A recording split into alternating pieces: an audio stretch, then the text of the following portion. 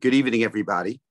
On behalf of my brother Jared and our mother, I'd like to welcome everybody and thank you for coming and joining us as we observe the Shloshim for our father, Rabbi Benjamin Mintz, Harav Binyamin Zev, and Harav Mordechai Yaakov. And the Shloshim actually is canceled by the holiday of Shavuos. So we're actually observing the Shloshim tonight, but the Shloshim, the observance of the Shloshim will be canceled by the holiday of Shavuos. The order for tonight is as follows. I will give a short shiur, and then we will have a number of relatives and friends speak about my father. This tonight is the end of the second day of Sivan. We're now coming into the Shloshes Yemei Hagbala, the 3 days of preparation for Shavuos, for the receiving of the Torah. And these are days of celebration. And therefore there is no Kel Malei Rachamim to be recited at the end. I'd like to begin tonight with a short shiur in memory of my father, which is very much not a shiur that my father ever would have given. He gave many classes.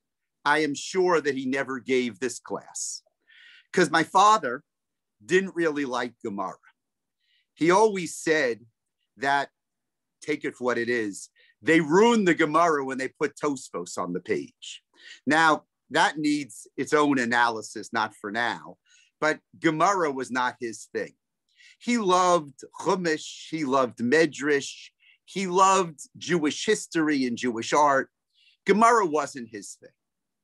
But I want to give a class in his memory, and I think it really does relate very directly to him.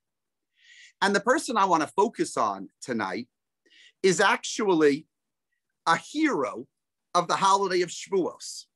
It's not someone who we usually think about as being the hero of the holiday of Shavuos.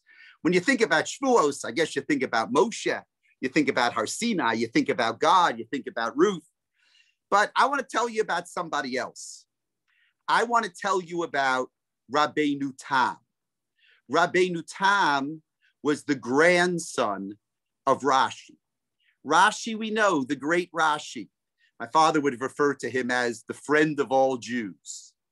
Rabbeinu Tam, his grandson, didn't write a commentary on the Chumash. He wrote a commentary on the Gemara, among other things. He was born in 1100 and he died in 1171. Rashi's grandson, in addition to being a great scholar, was also a businessman, which will relate to this story. He was a moneylender. In those days in Germany and France, that was all the Jews were allowed to do, was to be moneylenders. He ran a winery. That's probably something that he inherited from his grandfather, from Rashi. And he actually was in the goats business. He produced milk and cheese, and he made a good living, and he was well respected. He actually supported his own yeshiva. That actually is a model that we're not so familiar with today, but he supported his own yeshiva.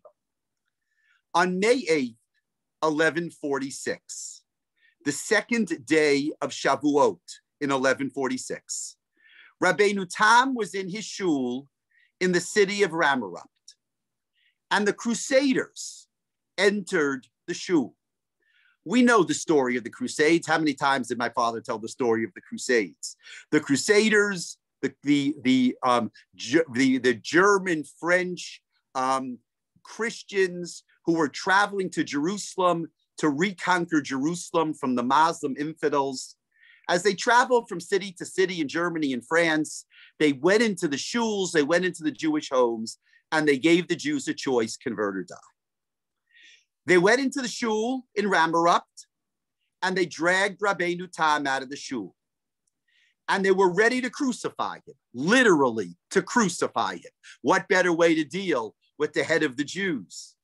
And they built a cross, and they put 5 marks in his forehead. Just at that moment, a nobleman one of Rabbeinu Tam's clients rode by on his horse.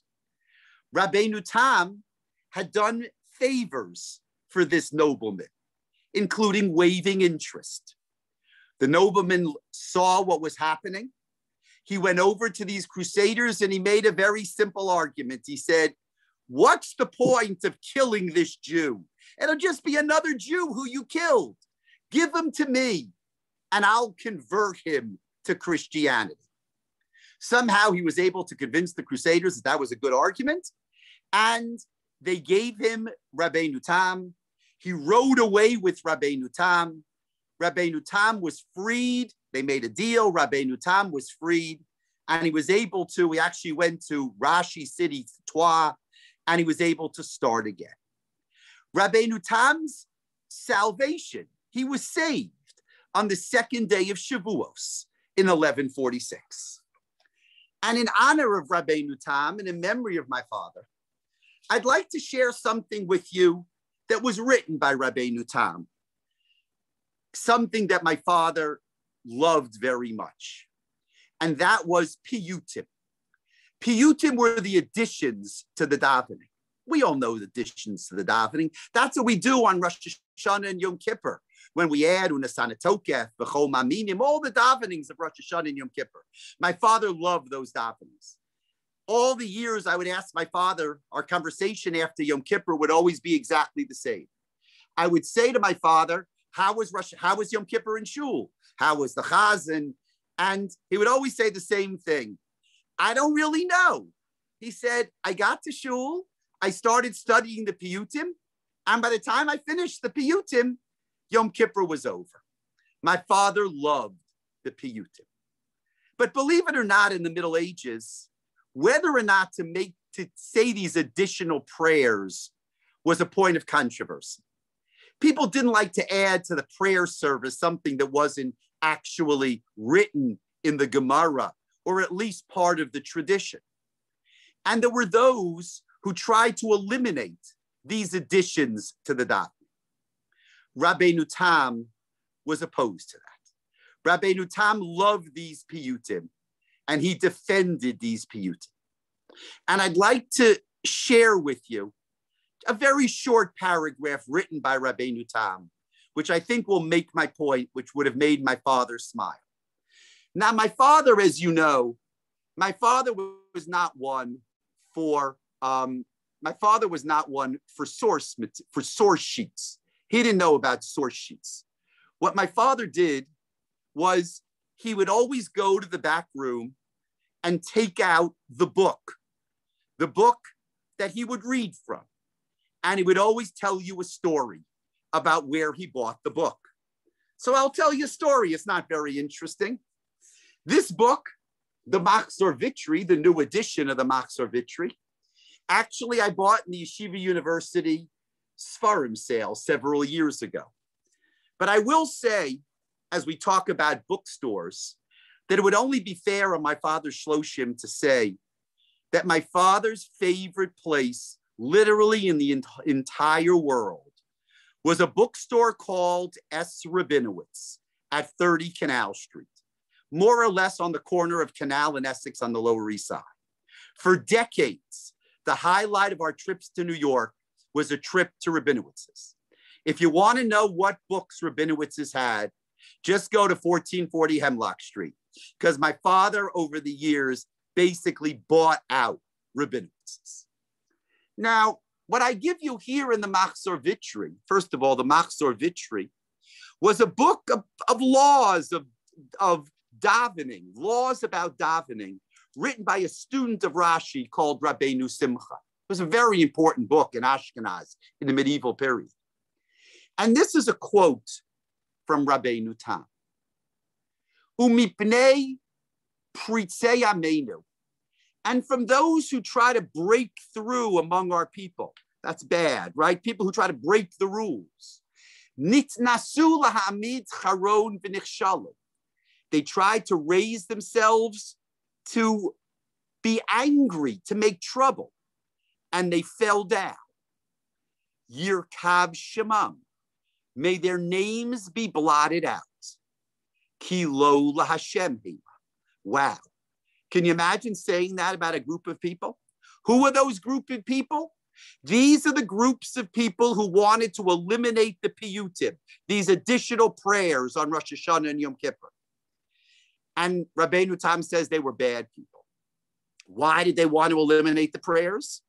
Ach mitoch shera'u b'halachot gedolot, it me rabbanan delo amrei zochreinu v'lo krovot hechziku b'tarmit. Says they saw in an earlier halakhic book that there were some rabbis who didn't say Zochreinu is one type of piyut, Krovitz is another type of piyut. Hekaziku bitarmit, sorry. They continued this hoax. They continued making trouble. V'Rabbeinu Chananel, another earlier source. That's what rabbis always do. My father would say, that's what rabbis do. They just quote earlier rabbis. That's not the punchline. B'shili ein omdim b'gemara ha'over lifnei hateva al yishal adam tzrachav lo b'shalosh rishonos v'lo b'shalosh achronos. The Gemara says that you're not allowed, the Amida is broken into three parts. The first part of the Amida is when we praise God. The middle of the Amida is when we make requests. And the end of the Amida is when we thank God. It says you're not allowed to ask at the beginning of the end. You only ask in the middle.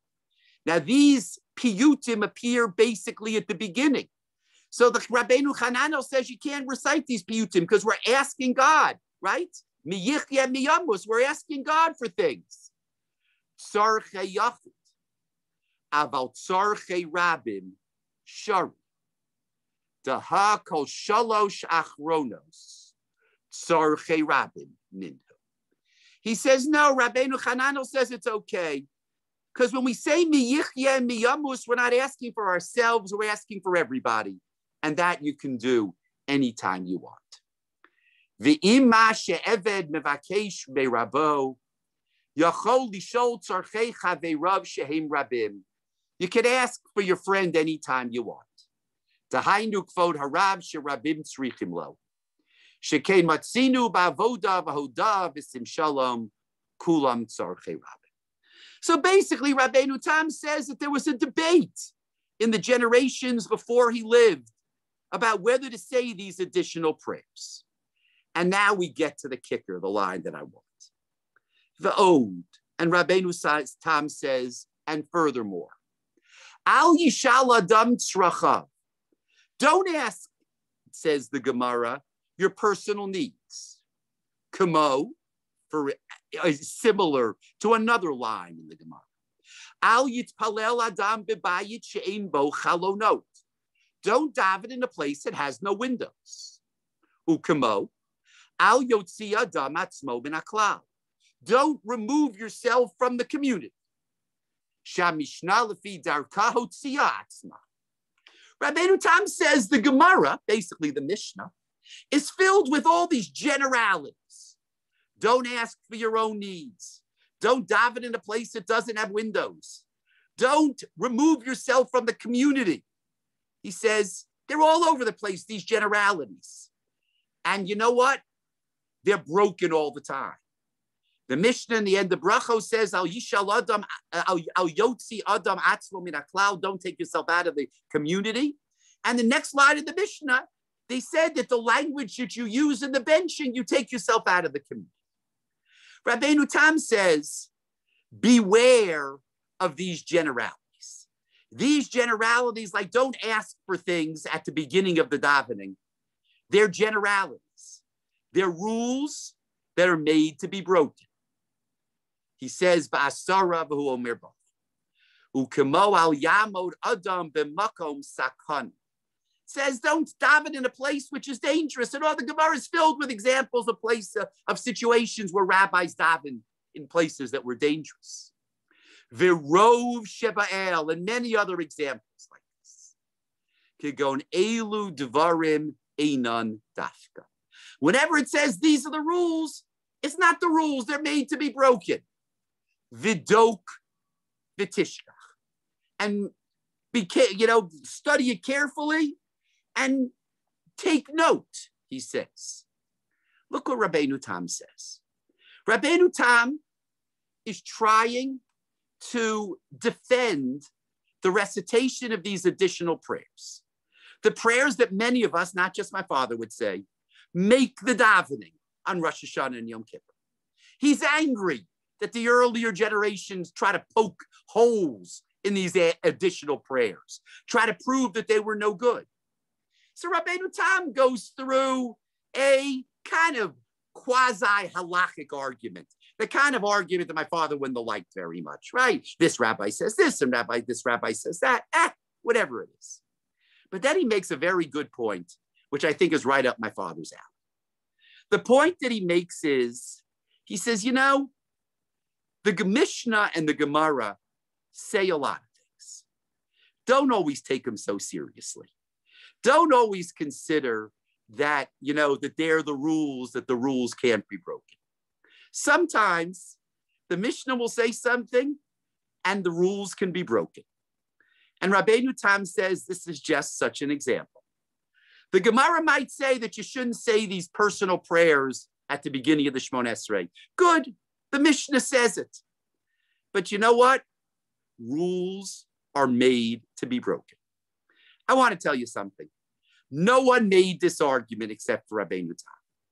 The idea that rules are made to be broken is a very non-rabbinic kind of statement. It's kind of sacrilegious, you have to say, right? I mean, rules are rules. Rabbis aren't supposed to say the rules are made to be broken. Rabbis are supposed to say the rules are rules, and everybody else says the rules are made to be broken. But that's what was so great. And there are those who argue that Rabbeinu Tam was the most creative of any of the rabbis who lived in the medieval period, because he wasn't afraid to say what other people would not say. And this is just such an example. He wasn't afraid to say that, rules are made to be broken. And I'd rather say Unisana Tokef than hold by the rule in the Mishnah. I think that this argument of Rabbeinu Tam would make my father chuckle. It'd make him chuckle because he kind of liked that sacrilegious approach to the technical halacha. And he would love the fact that it's Rabbeinu Tam who's presented as the classic Gemara rabbis, one of the Baalei Atosfos, that he's the one who's willing to be just a little sacrilegious. But I think more than anything else, this approach of Rabbeinu Tam is creative.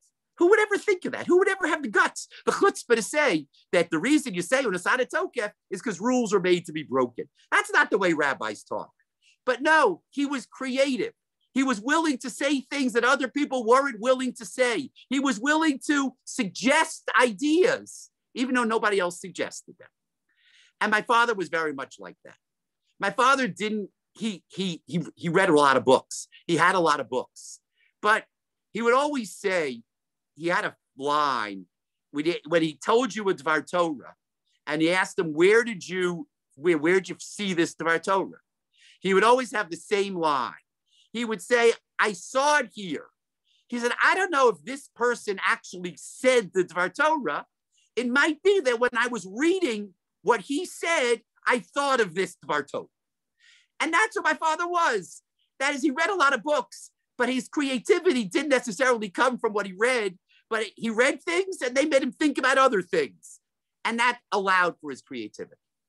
And I think as we celebrate Rabbeinu Tam, as we learn the story of Rabbeinu Tam, and we celebrate Rabbeinu Tam on this holiday of Shavuos, I think we celebrate creativity. Creativity that's not afraid to take a chance, to be a little chutzpahdik, but understanding that creativity is what keeps Torah alive, is what keeps Torah exciting, and that really is what we teach from generation to generation. So if we can draw a line as we approach the holiday of Shavuos, from Rabbeinu Tam to Ben Mintz in Shepherd Park, he really had that same approach to creativity, to being a little chutzpahdik towards the text, in the spirit of really understanding the text. And I think the greatest service we could do to my father is to continue that creativity and that ability to be just a little chutzpahdik towards learning, but towards the transmission of knowledge and of excitement from generation to generation. I want to thank everybody for coming. We have a wonderful, wonderful group on the Zoom. And we're going to have just a few speakers. And what we've tried to do is to have a group that knew my father in different ways and at different times. Rather than me giving you the biography of each one of the speakers, I'm going to let each one of them talk about what their relationship to my father is. The first speaker is going to be my daughter, Shoshana. After Shoshana, our cousin, Dasi Rabin, will speak. Then our cousin, Chana Liger from Scranton, Pennsylvania, will speak. Nat Lewin will follow, followed by Jeff Burt, and then Maharat Ruth will conclude. I want to ask again, everybody is muted. The person who is speaking, if they could just unmute. We start with Shoshana, and then we go to Dasi. Hi. On the day that my grandfather passed away 1 month ago, Rabbi Shmuel Hirschfeld invited people to come and give remarks about my grandfather. I was incredibly moved by everyone's kind words, and it was amazing to see what an impact my grandfather had on everyone who knew him. My grandfather was always so proud of his grandkids' accomplishments, no matter what. When I went to Muhlenberg, he was excited to tell me that he thought a relative of ours might have gone there years ago. After I switched to Hunter, he was even more excited to have another CUNY graduate in the family. Ever since I was a little kid, I have always loved going to visit my grandparents in Washington, D.C. On short Friday afternoons, my grandfather always made sure to take me on a trip. We would get in the car and drive from the D.C. border to Maryland. We would pass a sign that says, "Welcome to Maryland," and then we would turn around and drive back to the sign that said, "Welcome to DC." It was a trip that I always looked forward to every time I came to visit for the weekend. The summer before 10th grade, I spent a month with my grandparents in DC, going to a writing workshop program. Every morning, my grandfather would drive me the 20 minutes to my class, and he would pick me up every day. On the way home, we would often stop at Politics and Prose, one of his favorite bookstores, and pick out a book or another DVD we could watch together. When I was a child, I was a Los Angeles Dodgers fan. This was because I wanted to follow my grandfather's footsteps, who was a diehard Brooklyn Dodgers fan. Little did I know that being an LA Dodgers fan was actually the biggest betrayal of all. In recent years, as my grandmother got sicker, my grandfather and I became extremely close. We ate Shabbat dinner, just the two of us, and sat in the living room together, reading and discussing life. My grandfather told me stories from his youth, and I told him about the classes I was taking. We would light Shabbat candles together and sing Zmirot. My grandfather was the smartest person I knew, which is saying something if you have met my parents. My grandfather inspired my love of literature and films. It was with my grandfather that I first watched Citizen Kane and Casablanca. One of the last films I watched with my grandfather was The Woman in Gold, a film about Maria Altman, who tries to reclaim her Klimt painting from the Austrian government. My grandfather's face lit up as he told me about the Supreme Court case that takes place in the movie, the Republic of Austria versus Altman. One of the defining characteristics of my grandfather was how animated he would become when he talked about topics he was interested in.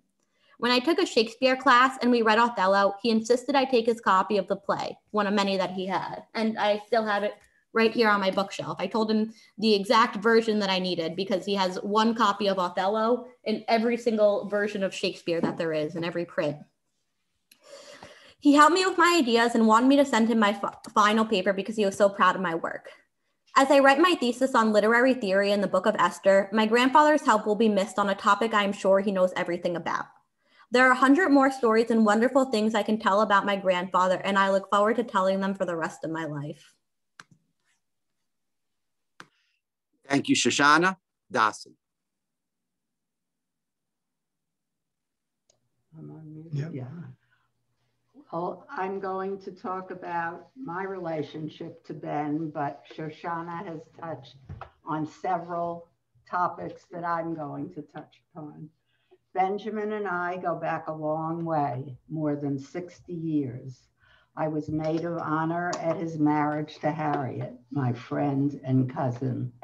All the family were happy with Harriet's choice. Harriet's parents, most of all, Benjamin, a lawyer, a rabbi, and the son of a rabbi. I too was happy with Benjamin as an addition to the family, especially for his literariness. As a one-time English teacher, I found his love of Shakespeare and other writers winning. Perhaps because of his wide reading, he was an especially eloquent speaker. I remember several family weddings that he conducted, always being eloquent. His talk enriched by references to his beloved Shakespeare, as well as other literary and biblical sources. I remember his talk at Jared's wedding, analyzing, most intriguingly, the nature of the word love. And most recently, he had some thoughts for Jared to use in his talk at the twins' bat mitzvahs. Ben also had some thoughts for Jared to help the twins with their talks. Benjamin, along with Harriet, was, as you've heard from Shoshana, a doting grandparent. One of Adam and Sharon's boys, Ariel, I think, spent a whole summer with Harriet and Ben while taking a course at Georgetown. Benjamin clearly wanted to pass on his love of books to his grandchildren. When they visited, he would take them to a bookstore and buy them books of their choice. Books were surely Benjamin's passion. When David and I would visit before the pandemic, we would find him sitting in a corner of the sofa, surrounded, and I mean surrounded, by books, as well as newspapers and magazines. In particular, there were books on the sofa cushions he wasn't sitting on. There were books piled up all over the floor. There were books perched on the chairs. We had to clear some of the books away so we could have seats. At first, I was horrified at this disarray, and I couldn't help but think how Harriet would have been horrified. But I came to think of all these books as Benjamin's friends, and how wonderful that he was surrounded by them. And when David and I would talk with him on any topic, say Anne Frank's diary, he would reach into his piles, pluck out some book, and read a relevant passage from it that enriched our discussion. Ben's character seems aptly described in some lines from his beloved Shakespeare. In the play Julius Caesar, Brutus, mourning the death of Caesar, says, his life was gentle and the elements so mixed in him. That was Benjamin.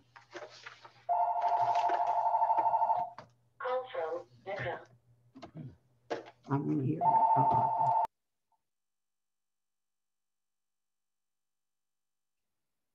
Thank you, Dasi.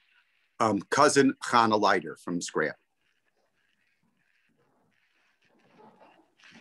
I am going to describe my cousin Benji as I remember him about 70 years ago. It was in our high school and college years. His father was a rabbi in Flatbush. My family lived in Scranton.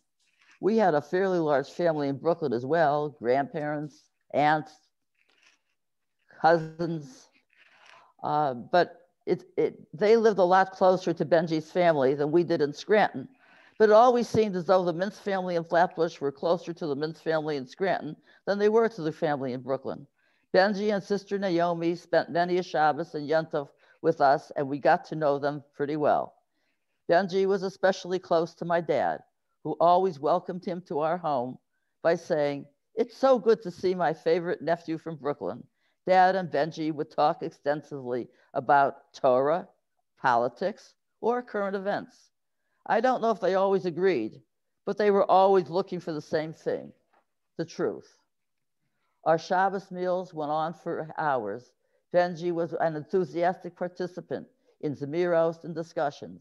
When Shabbos was over and it was time to say goodbye, Benji would assure us that he would be back soon, and we looked forward to that. I spent an occasional Shabbos in Flatbush, And that was when I saw Benji on his home turf. He was extremely bright and a serious student. He wanted to be a lawyer. His father agreed to put him through law school on the condition that he get smicha first. Benji agreed to that and did his studying for both at home. He would study in his bedroom from early morning to close to midnight, with breaks only for meals. At about midnight, he would ride his bike around Brooklyn and get the only fresh air that he would get all day. I was incredulous at the self-discipline of which he was capable. He went to the yeshiva only for the bechinas, which he passed no problem, and he was awarded smicha. He then went on to Columbia Law School, from which he graduated and passed the New York State bar exam on his first try. I think he wanted to teach at Columbia, and he applied for a position there. He was passed over by a less qualified person, a fact which he attributed to anti-Semitism. I saw my cousin Benji only once in more than half a century, but I have always been proud and fortunate to have had the opportunity to have known him. Thank you. Nat Lewin.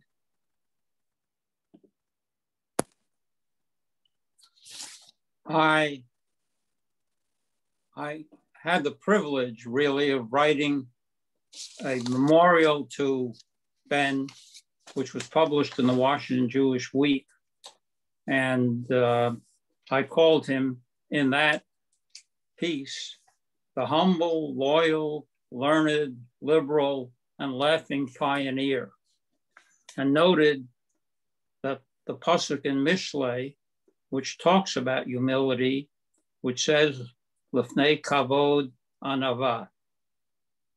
That was Ben to the public, to the general world. But what I would like to talk about at this session is how I knew Ben, which was as a neighbor. A neighbor. We came to Washington in 1962 after my wife Ricky and I were married in New York, and I had persuaded her that working for the Kennedy Department of Justice was worth staying in Washington for a year or two. And we ended up living in a small apartment, sort of a basement apartment in Washington above Military Road. There were others who lived in apartments in that area. And among them, and that's how I got to meet him, was Ben and Harriet Mintz. They lived in an apartment near what was the Hebrew Academy, just above Military Road in Washington, D.C. And that's how I first met this man who, as you've heard, was an exceptionally talented, both smicha and a degree from Columbia Law School, and took the extraordinary step of coming to Washington and living there in really a community that at that time was very small, Orthodox Jews in Washington, with the Hebrew Academy nearby. Ben, because of his learning and his humor, was designated to make announcements in the minyan that we had at the Hebrew Academy. And he did so with great aplomb and appreciated by all. But what was best for us was that he was a neighbor, also an apartment dweller in Washington, D.C., who had come a couple of years before us and was beginning to raise a family then.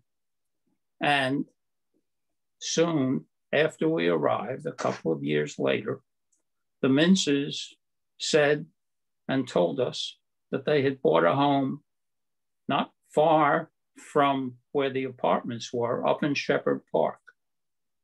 And we, Ricky and I, following the Mintzes' lead, decided, yes, we'll do the same. I had never lived in a house. That was a big step, buying a home and actually owning a house. But the Mintzes were sort of pioneers that I was willing to follow. And they bought a home on Hemlock Street. And we bought what we could also afford at that time, a very nice little Tudor with one bathroom on Juniper Street. And Ben and I attended Oav Shalom Synagogue, became members there and regulars there. And we were neighbors. And that's how I really got to know and admire Ben Mintz as a neighbor. And that leads me on this occasion to think of what is the concept of neighbor, the Hebrew word shachen.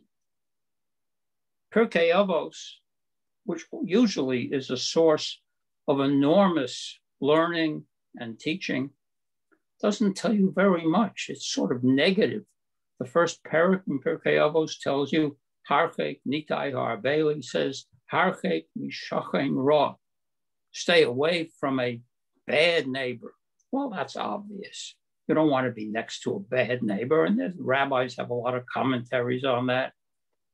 And the second parak has Rabbi Yossi HaKohen, who was called by his teacher, who was the famous Rabbi Yochanan ben Zakkai. And this is a senior moment, I forget names sometimes, but Rabbi Yochanan ben Zakkai called him Chosid. And Rabbi Yossi HaKohen said that the best thing, when Rabbi Yochanan ben Zakkai said, what is the best thing and what is the worst thing? And Rabbi Yossi HaKohen said, the best thing is shachen tov, and the worst thing is shachen ra. Good neighbor and a bad neighbor. Okay, that also seems to be obvious. There must be something more to the concept of shachen than what Pirkei Avos teaches you. So I searched and searched some more. The most obvious place is in Mishlei, in Proverbs, because Proverbs tells you what? Tov shachen karov me'ach rachok. A good neighbor is better than a distant brother. That's the first obvious lesson that the Mintzes and we learned. We had our families in New York, but we were pioneers in the sense that we were marching off to Washington. And for us to have a shachen karov, a close neighbor like the Mintzes, was in some ways better even than having family which was distant and which in those days we could only communicate with by long distance telephone call, expensive, and by rides, long rides on US 40, even before there was a parkway really connecting Washington and New York. And so we had close neighbors, which were in some ways better than distant brothers. But there's more. There's more to the concept of neighbor, even than what Mishlei says. And I kept searching. And when I searched, I found what I thought was really a key to our relationship with the Mintzes. The Jews, when they are asked and told that they will be leaving Egypt, the most critical period, really, in terms of Jewish history, a people that's told, prepare yourself to leave Egypt. On the 10th of the month, you will take what is holy to the Egyptians, a sheep, and take that sheep and prepare to have it for a korban Pesach. What does the Torah say? Lokachu ushcheno hakarov el beiso. You have the korban Pesach, you and the neighbor who is close to your house. Shcheno hakarov lebeiso. And when I looked at that, I wondered, why is the Torah telling us shcheno? Okay, you and your neighbor can have a korban Pesach together, but you and your neighbor, hakarov el beiso, the neighbor who is close to your house. Why does the Torah tell us the neighbor who's close to your house? It's good enough. You invite for a Korban Pesach, you invite a neighbor. What is Karov El Beiso? Close to his house. So I searched, and what Adam says, with other rabbinic commentaries, the Mefarshim, how many of them look at those words, those three words, HaKarov El Beiso, to find out why does the Torah tell us that you should take a neighbor who is close to your house for a Korban Pesach. And I think it's amazing. I couldn't find anything, not in Rashi, not in the Ramban, not in the Ibn Ezra, not in the standard Mefarshim, but in the little type in the Mikros Gedolos. Rabbi Ovadia Sforno, and Rabbi Ovadia Sforno, which you can barely read in my copy of the Mikros Gedolos, he seems to be concerned with that. Why does it say Karov El Beiso? And he explains, and maybe this seems to be a literal explanation, that the Jews had Egyptians living near them, but they should not simply take their neighbors, but they should take the Jews who are like them in religion and practice. That's the notion. The Sfornos, I say, is very difficult to read in the ordinary Mikros Gedolos. Thank goodness there's a very fine edition by Rabbi Pelkovitz, who translates and has commentary and says that's what the Sforno means. You should look for a Jewish neighbor, because the Jews had Egyptian neighbors as well, but Jewish neighbors were close to them in belief and practice. And when I read that, I thought, well, maybe that's a clue. That's not a total answer. The total answer maybe is that Karov El Beiso is the kind of neighbor that the Mintzes were to the Lewins. We would go, we'd be invited to their home.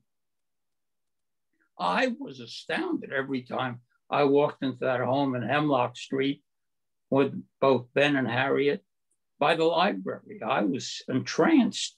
I will tell you, I would walk in, and one of the first things I'd do is I'd go over to the bookshelves, which were near the door, and just look admiringly at the books he had on the shelves.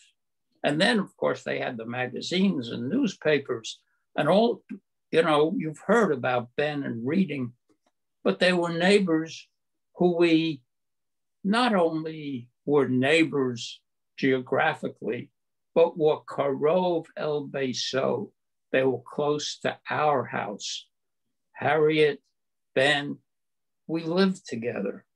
We saw the kids grow up together. Our kids grew up together. Adam, Jared, Rachel, Olah Shalom, and our kids, Alisa and Nama. I would take them to shul. I would bring our daughters to shul. He would come with Adam and Jared to shul.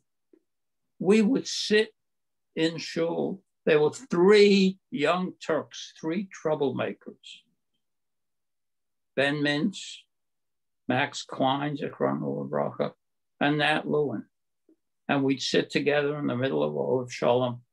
And frankly, I was pleased to hear from Adam that Ben said he would spend all his time reading and learning the Piyutim.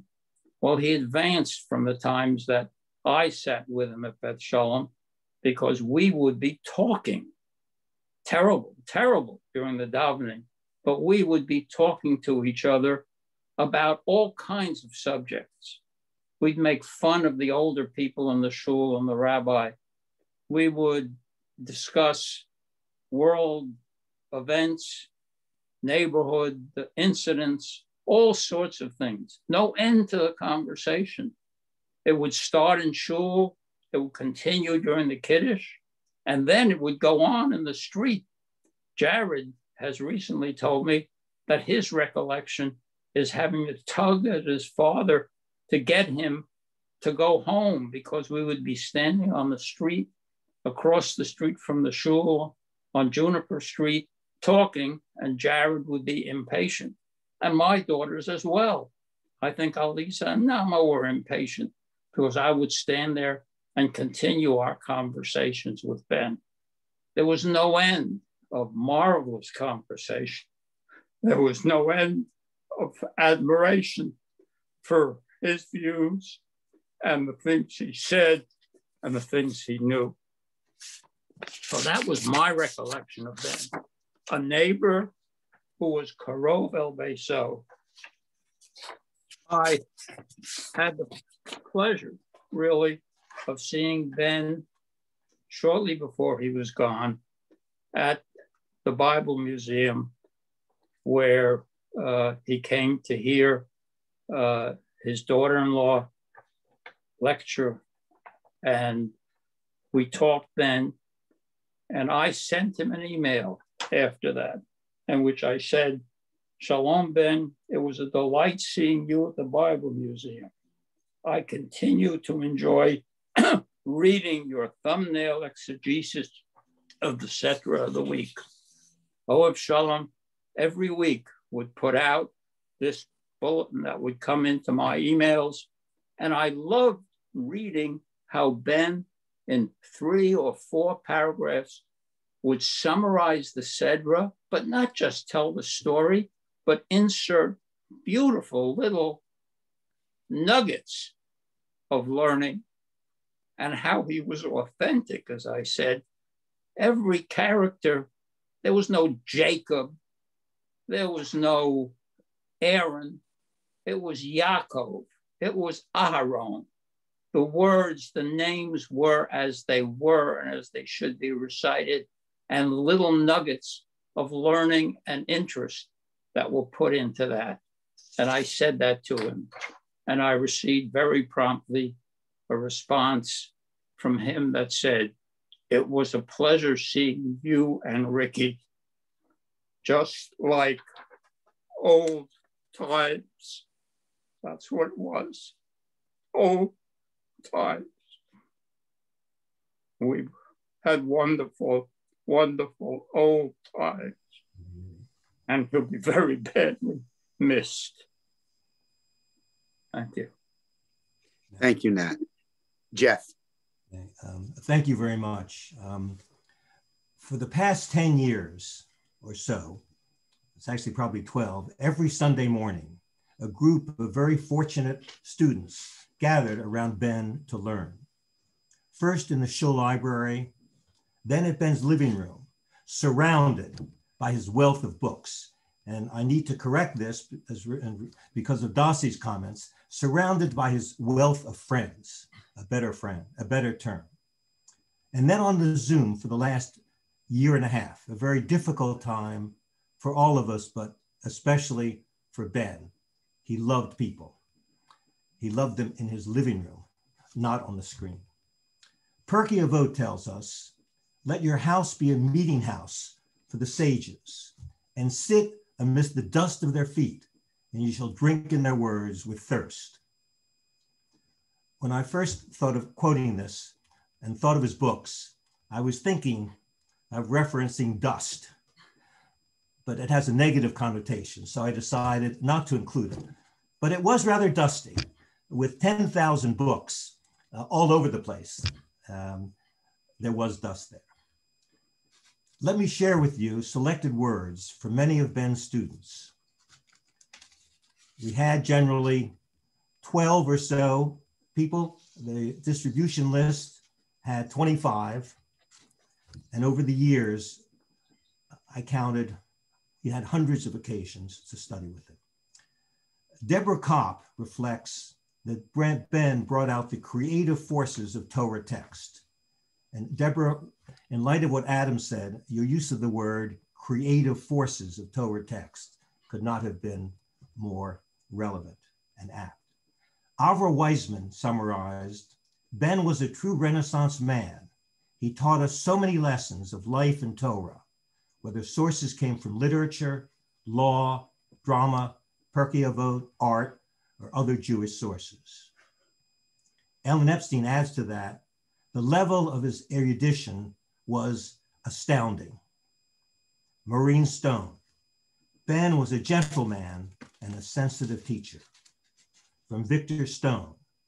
The light that burned within Ben to teach Torah to your children, and we were all his children, burned brightly and never dimmed, even for a moment. His 93 years, we were in his class just maybe last month, maybe 6, 7 weeks ago, not too long before he passed away. And he was as sharp and as enthusiastic and as committed as he had ever been. Even when his hearing began to cause him trouble, he would apologize before each class for the difficulties, but then he would go on. And he was amazing in overcoming that disability toward the very end. Thera Swirsky said, wise, curious, patient, and generous with his time. Ben was the ideal scholar teacher. Helen Reisler. Ben was a mensch who had love and warmth and humility and made everything feel welcome and included, made all the students welcomed and included in his classes. Leah and Jeff Mendelson. Rabbi, and he had several paragraphs, and I apologize, I just condensed it significantly. Rabbi Mintz was filled with wisdom and curiosity about the world around him. He asked questions and sought answers. He wove a tapestry of knowledge together with his words, lifting us all up with his teaching.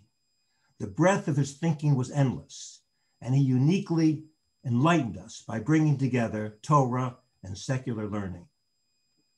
Janet Littman, a polymath, as conversant in Milton as in the Malbim. He was extremely humble. When I addressed him as Rabbi Mintz, he corrected me and said, my father was Rabbi Mintz, my son was Rabbi Mintz, but I'm just Ben. And I should add, after listening to this wonderful presentation by Adam, suddenly I now understand that perhaps his sensitivity to be calling rabbi had a lot more to it than I was aware of. And perhaps breaking the rules was something that he was struggling with, as people called him Rabbi Mintz.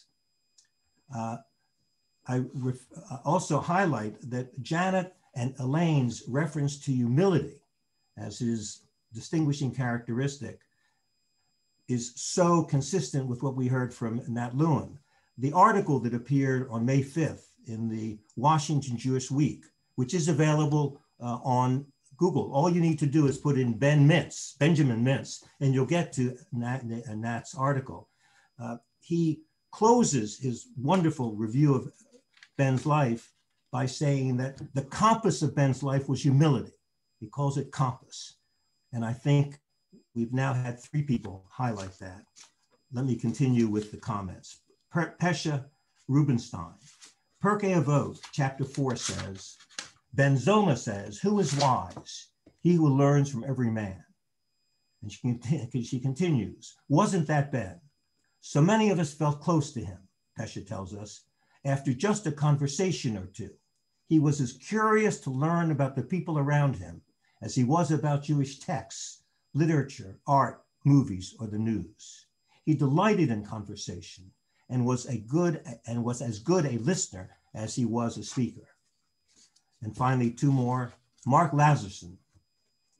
Ben always managed to approach a facet of Torah from an unusual angle, asking provocative, unexpected questions. Ben loved to teach others, but he did so in a gentle, loving, humble, questioning, and unpedantic way, always open to new insights and understanding from his students, learning from them as well. And finally, Marjorie LeBlanc. She worked closely with Ben every week because she helped him edit and prepare his Devar Torahs that appeared in the Shul newsletter. And Nat just referred to how creative they were. And Margie, I don't know if she's on this Zoom, but she was responsible every week for a number of years working with him. And let me read what she said because it was very moving, as all of these comments are. In addition to his Sunday class, Ben offered everyone the opportunity for individual sessions during the week on topics of their choice. During the sessions, we were able to have her own sessions, and she was focusing on her Shacharit davening experience. Ben spoke about the order of prayers, the significance of individual words, where else those words or phrases appeared. He ruminated as to why a particular word might have been chosen over a synonymous one, and much more.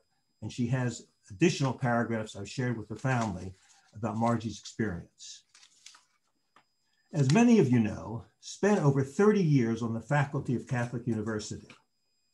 This is my own quote, by the way. I'm now on to Jeff Burt. As many of you know, Ben spent 30 years on the faculty of Catholic University. A rabbi among priests and largely Catholic professors, he was viewed with enormous respect and admiration. He was very active in faculty politics, and for 2 years served as the chair of the Faculty Senate, the first ever for a rabbi to head such a prestigious body. It's a remarkable achievement, inconceivable really, when viewed from the perspective of the history of the Catholic-Jewish relations for the past 2,000 years. And obviously Adam's story about Rabbi Tam tells you what the relationship was. And I'm sure if these crusaders who were killing the Jews and doing these terrible things to the children, we're told that 1,000 years from now, Ben Mintz is going to be the chair of the Senate of Catholic University, the crusaders would not have been happy. In conclusion, on the morning of April 15th, I looked at my cell phone in the morning and saw a 5-word text message from Jared. It read, 5 words, Ben has gone to heaven. I learned later that morning that Ben had told his family a few days earlier that he would soon arrive there. My sense is that upon his arrival, he was immediately elected as a member of the Faculty of Angels and will soon serve a 2-year term as their chairman. The memory and teaching of Ben Mintz shall forever be a blessing. Thank you. Thank you, Jeff. And thank you. It was really very, very moving for us to hear first from Dasi and from cousin Khani about Benji Mintz, the young Benji Mintz in Scranton, and getting married and moving to DC, and then to hear from Nat, and then from Jeff Burt, and of course from Shoshana. Really to kind of fill out what a wonderful and amazing 93 years were all about. Now, Nat, Shachain, of course, is related to the word Mishkan. And it would only make sense that the fact that you were close neighbors took place in the Mishkan, took place in the shul. And over the past 60 years, Ohab Shalom has really been the home of Ben Mintz. That was his home. That's where he davened. That's where his friends were. That's where he stood outside and spoke on the corner of Juniper and 16th Street, though Nat will have, Jared and I will have to admit, we still have no idea what you talked about for so long every single Shabbos afternoon. But that Mishkan was really something special. Those days in the Hebrew Academy, where my father was the one who made the announcements, passed on to the days when Nat used to make the Simchas Torah speech in the shul. And there were up times and bad times. Tonight, we're thinking about the Jews in Israel. And a popular phrase in Israel, which you probably have seen over the last couple of days, is Am hanetzach lo mefached miderech haruka. That the eternal people is not afraid of a long journey. And obviously we understand what it means specifically this week. But my father was a big believer in that. Am hanetzach lo mefached miderech haruka. The path, the journey of Ohab Shalom, of his beloved Mishkan, was not a simple journey. It was a derech haruka. But my father had tremendous patience. I don't know if it was so much lo mefached as much as patience in helping the shul through that complicated journey, through that derech haruka. And it meant the world for him to see the shul go back to what Nat referred to as the good old days. It wasn't with Nat Lewin and Max Clyde and Michael Gottesman in the back left-hand corner quadrant of the shul. But in many ways, to my father, it was the good old days. And to my father, his relationship and watching and nurturing Rabbi Hertzfeld and Maharat Ruth Friedman meant the world to him. He looked forward every Friday to his phone calls. He looked forward to being talked to about before the sermons, where they would come and they would review or ask a question for an additional source for the sermon or just to show it to him. It made a tremendous difference to him. It made him feel as if he was part of that derech arukah, that he was helping set the shul on the right path, just like the good old days. And therefore, we're going to close with a couple of words from Maharat Ruth Friedman. Hi. I guess in keeping with what I'm about to say about Ben, there is a 3-year-old next to me. But when I think about Ben, I know so many of you have spoken about his Torah scholarship. But what I wanted to actually think about, well, first of all, I really am grateful to Ben for creating, he never was Rabbi Mintz to me, he was always Ben, for creating a space, for both of us, for it to be okay that, as Adam said in the beginning, neither of us cared for Talmud study very much. I think we had similar personalities and approaches to studying Torah and love Tanakh and biblical art and those ideas, but he really validated me in providing in being someone who was quite learned, of course, enormously intellectually sophisticated, and said, yeah, it's not really my thing either. But when I think about Ben, I was thinking about in Pirkei Avot, when Shammai says, "Have mekabel kol ha'adam b'sever panim yafot," receive all people with a pleasant countenance. And I really just think of this as a smile on your face. And of all the times I walked into Ben's house, he was always sitting on that pink couch, drowning in books, always with a huge smile on his face. And in later years, I would go over there to study with him, and he wouldn't get up and open the door. Amsel would come, but he was always sitting there waiting for me on the pink couch with a big smile on his face and just to shake my hand. And I think that it really represents not just smiling to people, but also really accepting people for who they were. He had this genuine really love and curiosity of people and didn't want to spend time with them so that he could have an audience, but really to learn from them in a genuine way. And that was true. I never once feared about going over there for Shabbos dinner with my 2 little boys, that they would destroy the house. There were even times I showed up with my little Shih Tzu Coco, and he was perfectly happy with all of it, and perfectly happy to learn Torah, and perfectly happy to see all sorts of people, and took a sort of a curiosity in that. And I think that was something, he really created a safe space for that. So just wanted to close by saying that. I know we all loved him and we'll miss him very much. Thank you so much. Thank you, everybody, for participating. I want to wish everybody a good Shabbos and a Chag Sameach.